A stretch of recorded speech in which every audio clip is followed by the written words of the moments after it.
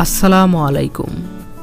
নতুন মানেই আনন্দ, নতুন মানেই খুশি, নতুন মানেই মুক্ত মনে আনন্দের জোয়ারে ভাসি।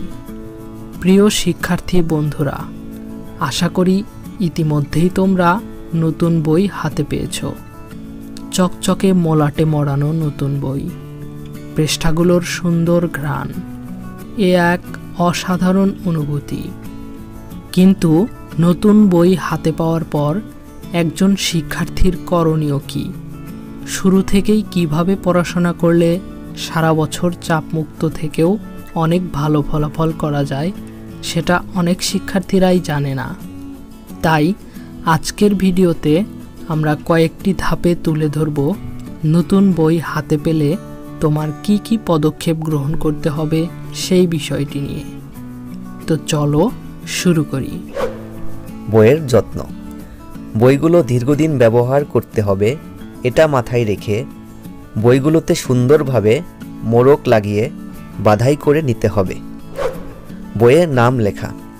প্রতিটি বইয়ের প্রথম পৃষ্ঠায় নিজের নাম, ক্লাস এবং রোল নম্বর লিখতে হবে, যাতে বইটি কোথাও হারিয়ে গেলে সহজেই খুঁজে পাওয়া যায়। সূচিপত্র পড়া। মূল পড়া শুরু করার আগে প্রতিটি বইয়ের সূচিপত্র দেখে নিতে হবে। দেখতে হবে কোন বইয়ে কয়টি অধ্যায় আছে, কোন অধ্যায়গুলো বেশি গুরুত্বপূর্ণ এবং কোন অধ্যায়গুলো কম গুরুত্বপূর্ণ। মাস্টার প্ল্যান, এটা সবচেয়ে গুরুত্বপূর্ণ ধাপ। পরিকল্পনা ছাড়া কোনো কাজেই সফল হওয়া যায় না। তাই বই পড়ার জন্যও একটি কার্যকর পরিকল্পনা তৈরি করতে হবে।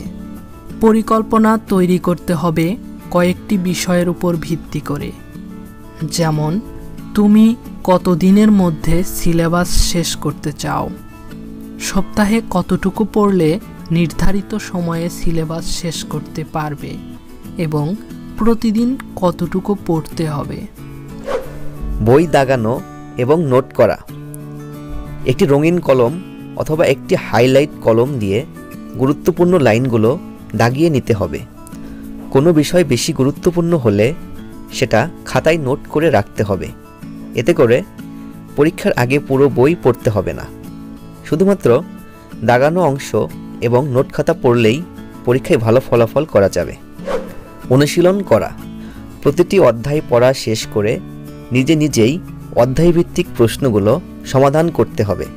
এতে করে আত্মবিশ্বাস যেমন বাড়বে, তেমনি পরীক্ষার খাতায় উত্তর লেখার অভ্যাস তৈরি হবে। আগামীকাল কী কী কাজ করতে হবে তা আজ রাতেই লিখে রাখো। এতে করে কোনো কাজে ভুল হওয়ার সম্ভাবনা যেমন থাকবে না, তেমনি সময়মতো সবগুলো কাজ সম্পন্ন করা যাবে।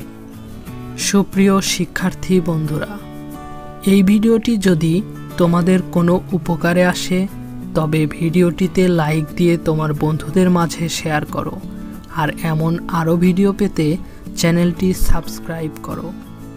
তোমাদের কোনো মতামত থাকলে কমেন্ট করে জানাতে পারো। দেখা হবে পরবর্তী ভিডিওতে। ততক্ষণ পর্যন্ত সবাই ভালো থাকো, সুস্থ থাকো। আল্লাহ হাফেজ।